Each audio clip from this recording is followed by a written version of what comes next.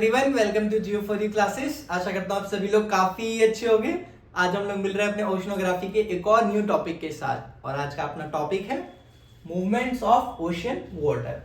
इससे पहले हमने ओशनोग्राफी की नई सीरीज स्टार्ट करी है, और इससे पहले हमने पढ़ रखा है बॉटम ओशन के कुछ रिलीफ फीचर्स जो कि माइनर और मेजर होते हैं, उनके बारे में पढ़ रखा है। ओशन के कुछ कैरेक्टरिस्टिक्स होते हैं, उनके बारे में पढ़ रखा है। आज हम स्टार्ट करने जा रहे हैं ओशन वाटर के बारे में।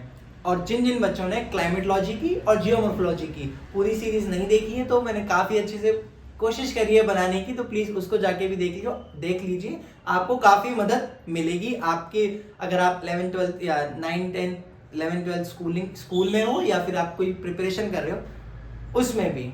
तो आइए अब स्टार्ट करते हैं मूवमेंट्स ऑफ ओशन वाटर।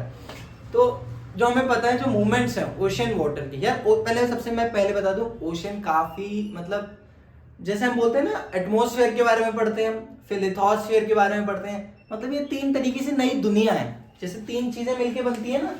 एक तो अपनी एटमॉस्फेयर है ना, एटमॉस्फेयर, और एक होता है अपना लिथोस्फेयर, और एक होता है अपना हाइड्रोस्फेयर। इन तीनों चीजों से मिलके क्या बनता है? इन्हीं तीनों चीजों से तो मिलके बनता है अपना बायोस्फीयर। इन्हीं चीजों से तो मिलके ये बनता है अपना क्या? बायोस्फीयर। हाइड्रोस्फीयर, लिथोस्फीयर और एटमॉस्फेयर, लिथोस्फीयर और हाइड्रोस्फीयर। इन तीनों से क्या बनता है? बायोस्फीयर। यानी कि ये तीन अलग दुनिया है यार, ये मान लो सच में। एटमॉस्फेयर है, ये एक अलग दुनिया है, लिथोस्फेयर है, एक अलग दुनिया है, और हाइड्रोस्फेयर है, ये अलग दुनिया। अब मैं ये अलग दुनिया किस टर्म में कह रहा हूँ? यानी कि इसको, ये मतलब काफी अलग है। इसको हम तभी तो हम ओशनोग्राफी अलग से पढ़ते हैं, तभी तो हम क्लाइमेटोलॉजी अलग से पढ़ते हैं, तभी तो हम जियोमॉर्फोलॉजी अलग से पढ़ते हैं। यानी कि इन तीनों दुनियाओं के बारे में जानते हैं, इनमें क्या क्या है, कैसे कैसे हमारी दुनिया में ये इफेक्ट कर रहे हैं चीजें। जैसे ओशन है, कहते हैं ना कितने गहरे हैं, आज तक कोई भी ओशन की गहराई को नहीं नाप सका है। तो उसमें कितनी सारी चीजें मिलती है, कितनी सारी एक्टिविटीज होती हैं, तो एक अलग दुनिया है। इसी तरीके से अपनी एटमॉस्फेयर के बारे में जाने, तो वो भी एक अलग दुनिया है। तो हम ओशन को पढ़ने जा रहे हैं। तो 7 समुंदर कहते हैं ना, 7 समुंदर। तो इतने विशाल ओशंस हैं, ये इतने बड़े ओशंस हैं, इनको समझना, इनको मतलब इतना बड़ा रोल प्ले करते हैं। कम से कम 70% हमारे यहाँ पानी है, तो किस रूप में है? ओशन के रूप में ही तो है।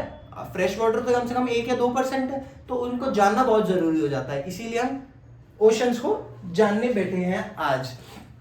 तो हम ओशन, बैक टू आवर टॉपिक, तो हम ओशन वाटर को पढ़ेंगे हॉरिजॉन्टल और वर्टिकल दोनों टर्म में। हॉरिजॉन्टल में क्या क्या आएंगे? विंड्स, करंट्स और वेव्स। इनको बारे में जानेंगे कि विंड्स कैसे रोल प्ले करती है हमारे ओशंस में। फिर करंट्स के बारे में जानेंगे, और कुछ वेव्स के बारे में जानेंगे। यानी कि जो हॉरिजॉन्टल है, यानी कि ये अपना ओशन है, ये अपना ओशन है, ये अपना ओशन है, ये अपना ओशन है। तो इसमें जो वर्टिकल एक्टिविटीज होती हैं उसके बारे में जानेंगे, और सॉरी हॉरिजॉन्टल, और कुछ वर्टिकल एक्टिविटीज भी होती हैं ओशंस में, उसको हम बोलते हैं टाइड्स। क्या बोलते हैं उसको? टाइड्स। तो ये जानेंगे कि टाइड्स क्या होते हैं, उसके कॉज क्या होते हैं, कहाँ कहाँ होते हैं, टाइड्स की कैरेक्टरिस्टिक्स क्या होते हैं, और उससे कैसे बचा जाए उसको जानेंगे।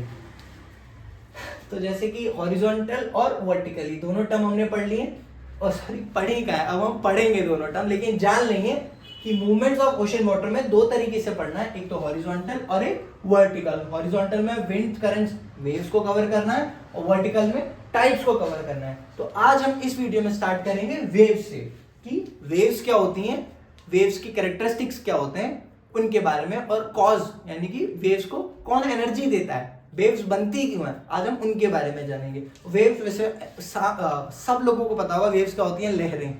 सबको पता है ना, जो बच्चे अपने बीचेस पे या फिर कभी गए हो कहीं घूमने समुद्र कोई भी एरिया में, तो उन लोगों ने देखी होंगी कि कितनी विशाल वेव्स होती है ना, लहरें, कितनी तेज आवाज आती है उनकी। तो वो क्यों बनती हैं, कभी जानने की कोशिश करी है? ये बन क्यों रही हैं, इनको एनर्जी कौन दे रहा है, और ये क्या होती हैं? तो आज हम उन्हीं को जानेंगे। काफी इंटरेस्टिंग होने वाला है, तो बने रहिए मेरे साथ, और अच्छे से हम पढ़ते हैं वेव्स को।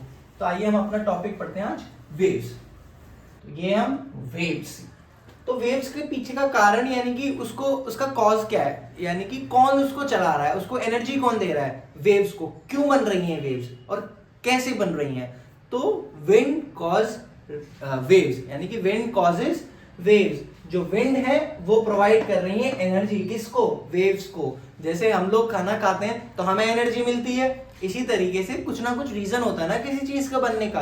तो वेव है, बन क्यों रही है, उसके पीछे का रीजन क्या है, विंड्स। हमें पता है ना 7 प्रेशर बेल्ट्स हैं, हम लोगों ने पढ़ा था पूरे ग्लोब पे, और कुछ 3 परमानेंट विंड्स हैं, कुछ टेम्परेरी विंड्स होती हैं, कुछ परमानेंट विंड्स होती हैं। तो ये सब क्या काम करती हैं, ये पूरे ग्लोब को कैसे टेम्परेचर चेंज करती हैं और कैसे पूरे क्लाइमेट को इफेक्ट करती है ना, इसी तरीके से विंड यहाँ भी अपना रोल प्ले कर रही है। और क्या कर रही है, ओशन में, ओशन से जब ये गुजरती हैं तो क्या बनाती हैं, वेव्स को बनाती हैं। तो विंड काफी इंपॉर्टेंट रोल प्ले करती है अपने पूरे ग्लोब पे, क्लाइमेटोलॉजी की बात हो चाहे ओशनोग्राफी की बात हो। वहीं अब वेव्स के कुछ कैरेक्टरिस्टिक्स हैं, उनको जान लेते हैं। ये मैप को समझो, ये है अपनी वेव्स, ये क्या है, ये अपनी वेव्स, यानी कि ओशन में जब वेव्स चलती है तो ये है अपनी वेव्स।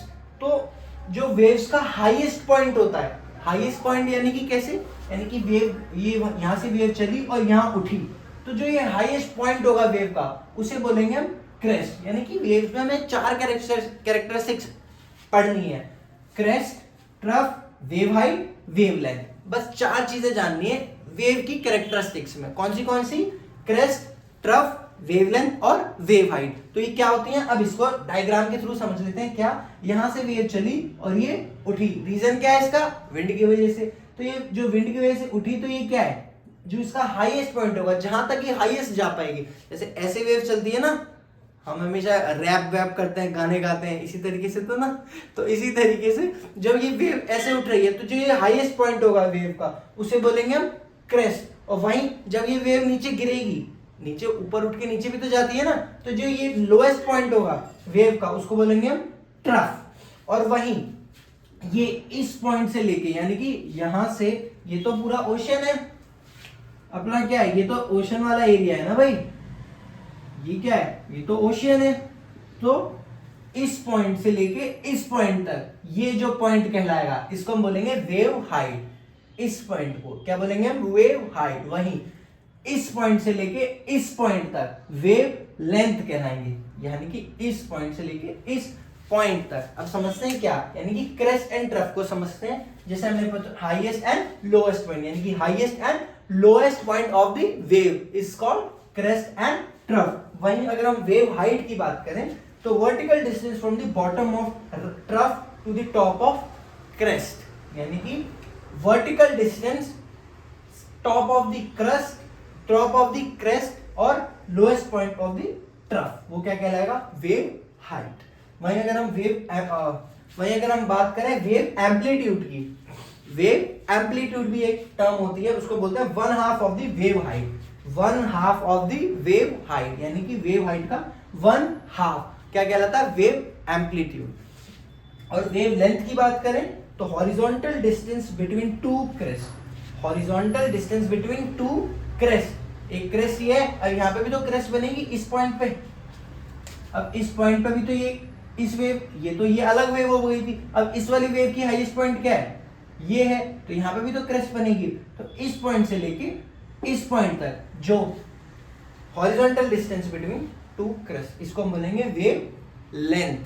तो समझ आ गया ना, इसमें हमें 4 चीजें कैरेक्टरिस्टिक्स देखनी थी वेव्स के बारे में, crest and trough, wave height, wave amplitude और wave length. Crest and trough हमें पता चल गया, हाईएस्ट एंड लोएस्ट पॉइंट। वहीं वेव हाइट पता चल गया हमें, टॉप पॉइंट किसका, क्रेस्ट का, और लोएस्ट पॉइंट किसका, ट्रफ का। उसके बीच का वर्टिकल डिस्टेंस जो भी होगा उसको बोलेंगे वेव हाइट। और वेव एम्पलीट्यूड पता चल गया हमें, 1/2 ऑफ दी वेव हाइट। और wave length horizontal distance between 2 crest. तो ये होगी अपनी कैरेक्टरिस्टिक्स वेव्स की, काफी इजी भाषा में हम लोगों ने समझ ली है, ठीक है। अब हम लोग आगे क्या पढ़ेंगे, जैसे कि आप लोग देख रहे हो कि हमने ये पढ़ा था ना कि मूवमेंट्स होते हैं वो हॉरिजॉन्टल और वर्टिकल तरीके से हम पढ़ेंगे। हॉरिजॉन्टल में हमने विंड्स, करंट्स और वेव्स को जाना, और वर्टिकल में टाइड्स को जाना। अभी हम इनको डिटेल में पढ़ेंगे। लेकिन वेव्स क्या करते हैं, वेव्स क्या करती हैं, ये नॉर्मल वेव्स चल रही हैं, लेकिन कभी कभार आपने एक टर्म सुनी होगी, सुनामी। सभी लोगों ने सुनी होगी ना एक टर्म सुनामी। तो ये सुनामी क्या होती है? तो जो वेव्स हैं जब ये बड़ी हो जाती हैं, अभी ये नॉर्मल वेव्स चल रही हैं लेकिन ये बड़ी हो जाए, जैसे ये तो नॉर्मल वेव है लेकिन ये वेव काफी हाइट पे जाके फिर नीचे गिरे, तो उसको क्या बोलते हैं? सुनामी। अब ये क्यों बनती है, कैसे बनती है, कहाँ बनती है, कहाँ बन चुकी है, इसको हम पढ़ेंगे नेक्स्ट वीडियो में। तो तब तक के लिए थैंक यू सो मच। आशा करता हूँ आप सभी को काफी अच्छे से समझ आ गया होगा, और नहीं आया हो तो प्लीज कमेंट करके मुझे जरूर बताओ, और बाकी बच्चों को ज्यादा से ज्यादा शेयर करो ताकि ये इन्फॉर्मेशन औरों तक भी पहुंच सके। ठीक है, मिलते हैं नेक्स्ट वीडियो में, तब तक के लिए थैंक यू सो मच।